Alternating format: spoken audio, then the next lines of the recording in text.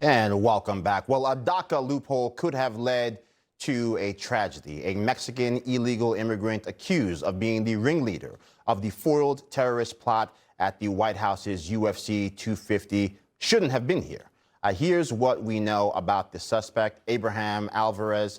He came to the U.S. as a child and failed to leave when his visa expired in 2001. He was granted Dreamer status under the DACA program during the Obama administration. 5 men, including Alvarez, are currently behind bars. The manhunt still underway for additional suspects. Joining us now, former FBI agent and author of Sheep No More, Jonathan Gilliam. Also with us, retired supervisory special agent for the FBI, Scott Duffey. Look, Jonathan, people have always talked about the DREAM Act, how it gives a pathway to young individuals who are brought here through no fault of their own.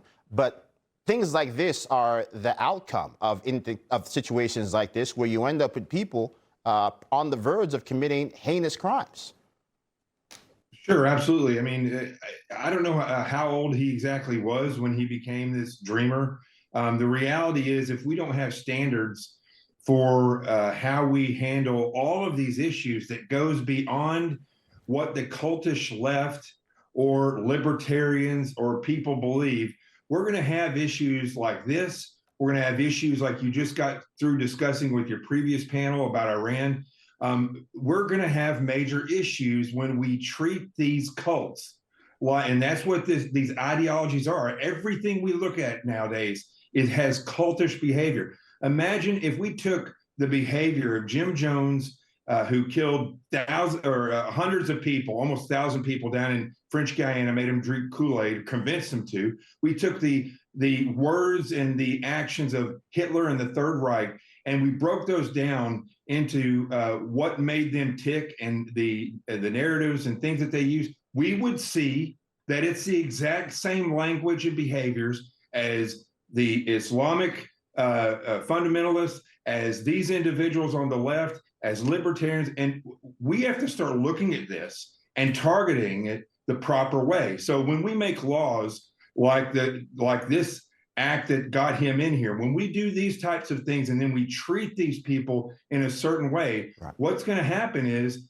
the people in the cult are going to take advantage of it and push people in, and we're going to be at a loss once 1 or 2 out of the millions of these people start acting up. And that's what's occurred. You know, Scott, to this point, right, this kind of unhinged rejection of any and everything proposed by President Trump and this administration. These would-be terrorists reportedly plan to fly drones packed with explosives over the arena. This is quite literally the kind of attack that had prompted part of the planning for the ballroom that the people on the left have reflexively rejected. And so while the ladies of The View are talking about the ballroom being a joke and unnecessary, we just thwarted a terror attack that quite literally was trying to be done in the very manner that part of the infrastructure for the ballroom is meant to deflect. Absolutely, Joe. And what we saw last week with regards to the thwarting of this, 5 that are in custody or at least charged, and then of course others that are being looked at, right, as high as 23.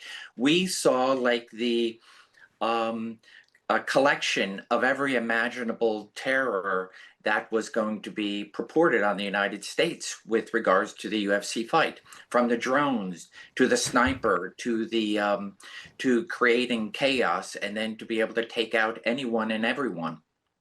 So the FBI is well positioned to look at these, to thwart these, and hopefully get ahead of these. But it is incidents like this, especially as we see this came through a tip, not from an FBI source. And so we are looking at individuals like this, both in the United States, outside the United States, who definitely want to do harm. And it should be the United States that does everything to protect its citizens. You know, Jonathan, to this particular point, it seems that for all intent and purposes, there was a period of tranquility in American public life, at least as it related to politically related violence. That period seems to have ended. We've got people on slanted roofs in Butler.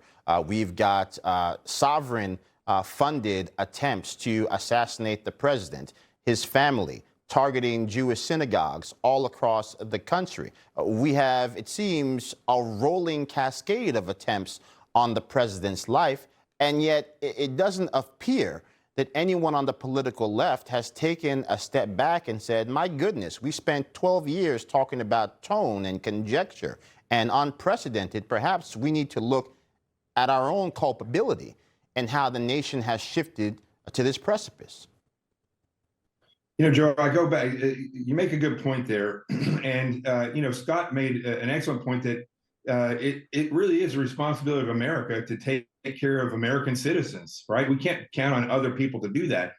But the problem is when we reference the political left, that is the great lie. That is no different than talking about the peaceful Muslims who are going to do this or that exists in Iran.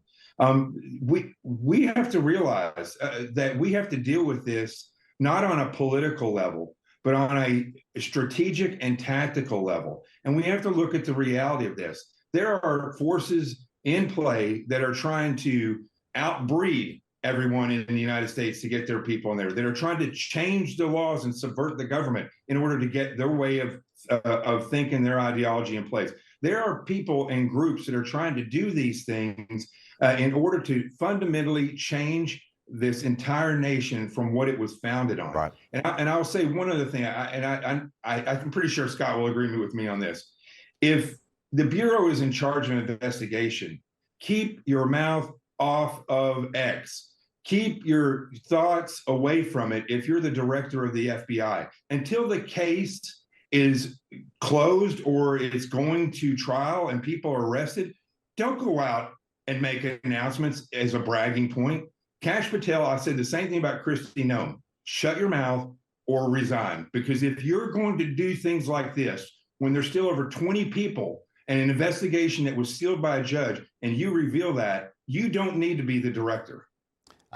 Look, strong words there from Jonathan Gilliam. And to that point, the manhunt continues for additional suspects. Jonathan, Scott, thank you so much for joining us. Happy Father's Day to everyone. We'll